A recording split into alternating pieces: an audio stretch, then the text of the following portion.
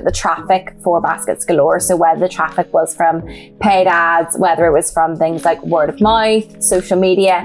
And at the minute, I've just finished my blog on email because I feel like email is such a universal thing that is used internally and externally for business. But also it's not just kind of a one size fits all with email.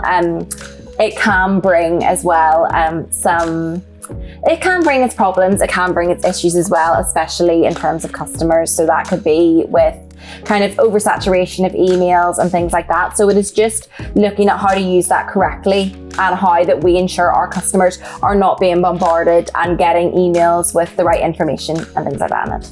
Okay, so you're really, what you're focusing on here is the ethicality of marketing activity, and applying that into a small business perspective rather than paying the lip service that larger organizations may have. Because with us as a small business, it's embedded, philosophy, ethos, and culture is embedded in your small organization.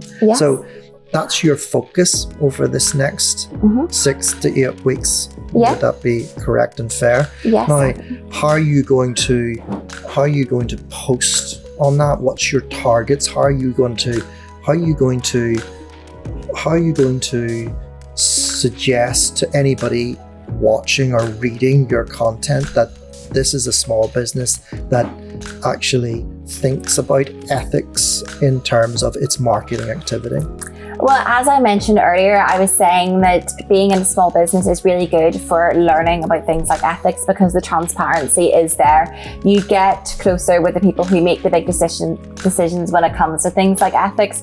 So I really want to convey that message of, especially with a small business, that you can be transparent with your customers on things like sustainability, on various areas within ethics. So I really want to kind of break down that wall and show our customers that we do care about the ethicalities. Just because we're a small business, we still have the time to think about things like over consumerism and where our products come from and how they're produced and if they're produced ethically. So I really kind of want to break down that wall and get that communication, because I feel like a lot of people are a bit scared of ethics. I don't know, it's such a big thing and I feel like it's so hit or miss. Either people can see it as a bit black and white of either it's right or it's wrong. So I feel like really keeping that communication and letting our customers know that when they're buying our products, they're getting that ethicality guaranteed, I feel like is a big step. That's very interesting, and that's what you'll be aiming to do as just the bare basics, because what goes on after that is the input into the AI, and that's why you've got to consider it very, very importantly.